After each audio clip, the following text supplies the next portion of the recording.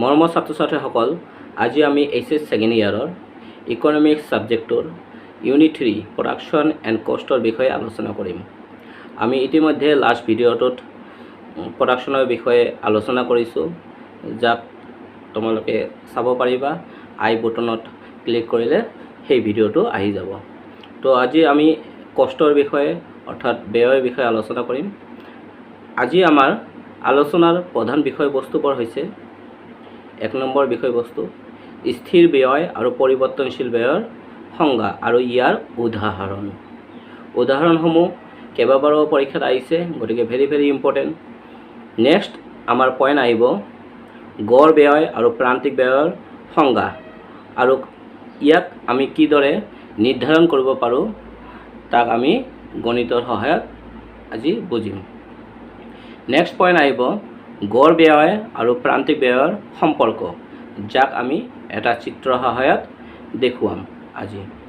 তো ছাত্ৰ ছাত্ৰীসকল, আজিৰ ভিডিঅ'ত আমি নকোৱা কিবা প্ৰশ্ন থাকিলে কমেণ্ট বক্সত কমেণ্ট কৰি দিবা।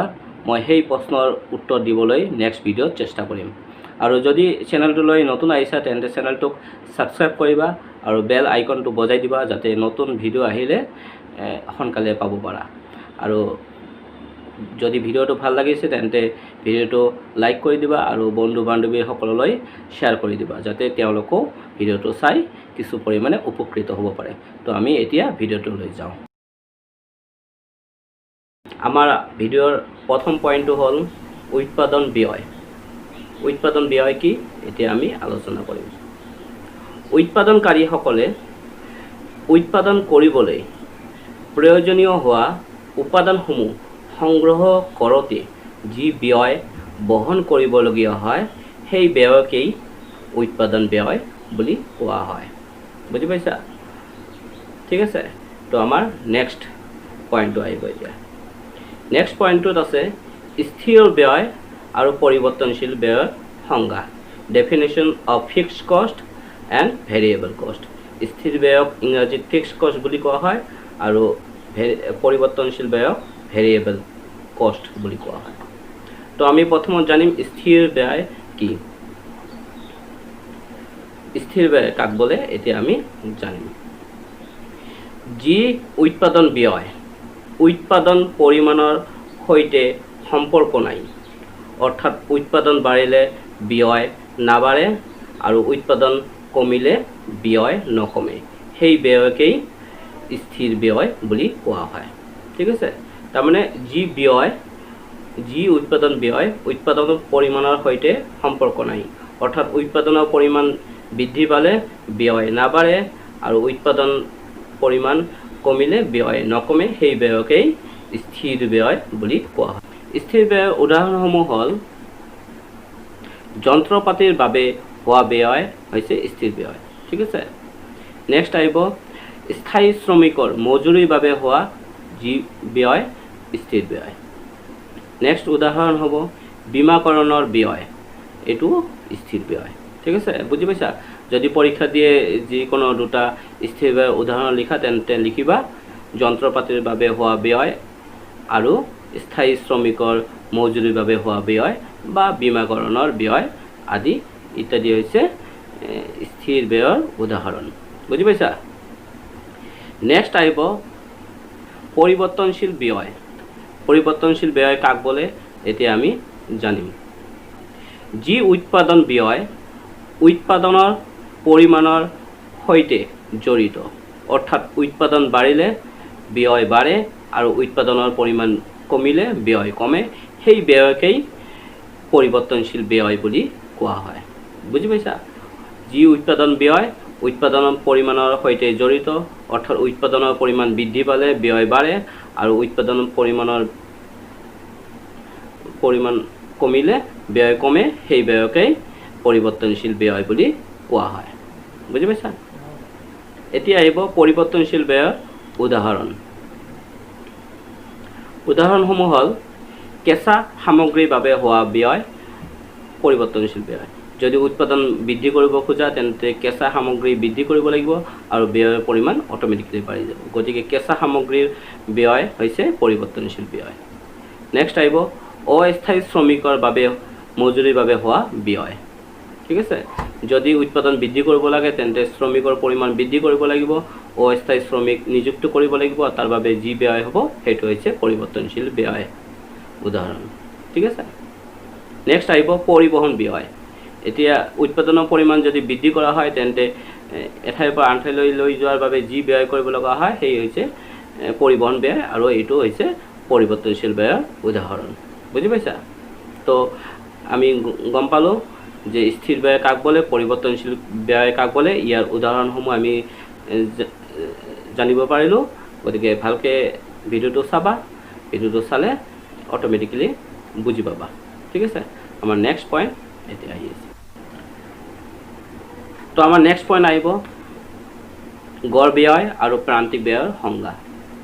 তো গড় ব্যয় ইংৰাজীত এভাৰেজ কষ্ট বুলি কোৱা হয়। ইয়াৰ সংজ্ঞা আমি এতিয়া আলোচনা কৰোঁ। প্ৰতি একক উৎপাদিত দ্ৰব্যৰ বাবে হোৱা ব্যয়ক গড় ব্যয় বুলি কোৱা হয়। ঠিক আছে, প্ৰতি একক। ইয়াক আমি কিদৰে নিৰ্ধাৰণ কৰিব পাৰিম? এতিয়া আমি এটা ফৰ্মুলা দিওঁ। গড় ব্যয় ইকুৱেল টু মুঠ ব্যয় ডিভাইডেড বাই উৎপাদন কৰিলে আমি গড় ব্যয় নিৰ্ধাৰণ কৰিব বা নিৰ্ণয় কৰিব পাৰোঁ। ঠিক আছে, ইয়াক আমি অংকৰ জৰিয়তে দেখুৱাব পাৰিম। যেতিয়া পৰীক্ষাত প্ৰায় অংক আহে, গতিকে যদি অংক কিবা জানিব লগা থাকে কমেণ্ট কৰিবা, মই নেক্সট ভিডিঅ'ত অংক বুজাই দিম। ঠিক আছে, নেক্সট আহিব আমাৰ প্ৰান্তিক ব্যয়। ইয়াক ইংৰাজীত মাৰ্জিনাল কষ্ট বুলি কোৱা হয়। এক একক অতিৰিক্ত দ্ৰব্য উৎপাদন কৰোঁতে হোৱা সৰ্বমুঠ ব্যয়ৰ পৰিৱৰ্তনক প্ৰান্তিক ব্যয় বুলি কোৱা হয়। ঠিক আছে, বুজি পাইছে? এক একক অতিৰিক্ত দ্ৰব্য উৎপাদন কৰিবলৈ কৰোঁতে যি সৰ্বমুঠ ব্যয়ৰ পৰিৱৰ্তন হ'ব তাক আমি প্ৰান্তিক ব্যয় বুলি কওঁ। ঠিক আছে, ইয়াক আমি এটা অংকৰ জৰিয়তে বুজাই দিম এতিয়া। ঠিক আছে, তো আমি এটা বক্স বনাব লাগিব। প্ৰথমত কিউ মিনছ উৎপাদন, তাৰপিছত তাৰ ৰাইট ছাইডত আমি টিচি লিখিছোঁ, টিচি মিনছ মুঠ ব্যয়, দেন আমাৰ ৰাইট ছাইডত মাৰ্জিনাল কষ্ট এমচি অৰ্থাৎ প্ৰান্তিক ব্যয়। ঠিক আছে, আমি উদাহৰণ দিছোঁ। আমি উৎপাদন ধৰোঁ 1 2 3। ঠিক আছে, নেক্সট আমাৰ আহিব মুঠ ব্যয়, ছাপ'জ 10 17 and 27। এতিয়া আমি প্ৰান্তিক ব্যয় নিৰ্ধাৰণ কৰিব লাগে। কিদৰে নিৰ্ধাৰণ কৰিব লাগিব আমি এতিয়া বুজাই দিওঁ। প্ৰথমত আমাৰ উৎপাদন ব্যয়, যিটো মুঠ ব্যয় যি আছে 10 আছে, সেইটো প্ৰান্তিক ব্যয় আমি 10 লিখিব পাৰোঁ বা ইয়াতে ডেছ দিব পাৰোঁ। বুজি পাইছা? ইয়াতে 10 লিখিব পাৰা বা ডেছ দিলেও হ'ব। নেক্সট আহিব প্ৰান্তিক ব্যয়। যেতিয়া উৎপাদন পৰিমাণ 1ৰ পৰা 2 হৈছে, প্ৰান্তিক ব্যয় কিমান হ'ব? প্ৰান্তিক ব্যয় মুঠ ব্যয় যিটো পৰিৱৰ্তন হৈছে সেইটো হ'ব প্ৰান্তিক ব্যয়। 10ৰ পৰা 17 হৈছে, গতিকে পৰিৱৰ্তন কিমান হৈছে? 17 মাইনাছ 10 অৰ্থাৎ 7। প্ৰান্তিক ব্যয় হ'ব 7। বুজি পাইছা? নেক্সট আমাৰ যেতিয়া উৎপাদনৰ পৰিমাণ 2ৰ পৰা 3 হৈছে, তেতিয়া মুঠ ব্যয় 17ৰ পৰা 27 হৈছে। কিমান পৰিৱৰ্তন হৈছে? 27 মাইনাছ 17 অৰ্থাৎ 10 হ'ব প্ৰান্তিক ব্যয়। বুজি পাইছা? ক্লিয়াৰ হৈছে? যদি ক্লিয়াৰ হোৱা নাই তেন্তে কমেণ্ট কৰিবা, মই নেক্সট ভিডিঅ'ত আকৌ বুজাই দিম। আজি নেক্সট পইণ্টটো আহিব গড় ব্যয় আৰু প্ৰান্তিক ব্যয়ৰ সম্পৰ্ক। আমি এতিয়া সম্পৰ্ককেইটা জানি লওঁ প্ৰথমত, তাৰপিছত আমি ডায়েগ্ৰামৰ অৰ্থাৎ চিত্ৰৰ সহায়ত বুজিম। ঠিক আছে, আমাৰ প্ৰথম সম্পৰ্কটো হ'ল যেতিয়া গড় ব্যয় ৰেখা নিম্নমুখী হয় তেতিয়া প্ৰান্তিক ব্যয় ৰেখা গড় ব্যয় ৰেখাৰ তলত থাকে। বুজি পাইছা? যেতিয়া গড় ব্যয় ৰেখা নিম্নমুখী হয় তেতিয়া প্ৰান্তিক ব্যয় ৰেখা গড় ব্যয় ৰেখাৰ তলত থাকে। 1 নম্বৰ সম্পৰ্ক শেষ। 2 নম্বৰ সম্পৰ্কটো হ'ল যেতিয়া গড় ব্যয় ৰেখা ঊৰ্ধ্বগামী হয় তেতিয়া প্ৰান্তিক ব্যয় ৰেখা গড় ব্যয় ৰেখাৰ ওপৰত থাকে। বুজি পাইছা? যেতিয়া নিম্নমুখী হয় তেতিয়া তলত থাকে প্ৰান্তিক ব্যয় ৰেখা, আৰু যেতিয়া গড় ব্যয় ৰেখা ঊৰ্ধ্বমুখী হয় তেতিয়া প্ৰান্তিক ব্যয় ৰেখা গড় ব্যয় ৰেখাৰ ওপৰত থাকে। ক্লিয়াৰ?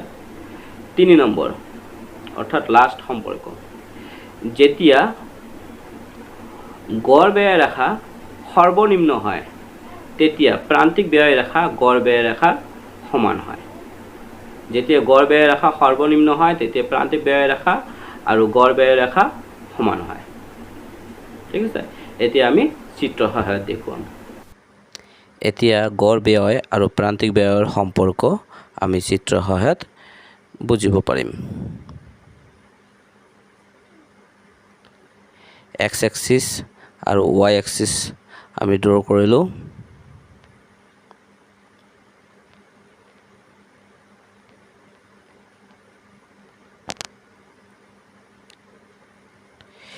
এই ৰেখাডাল হ'ল AC ৰেখা অৰ্থাৎ গড় ব্যয় ৰেখা।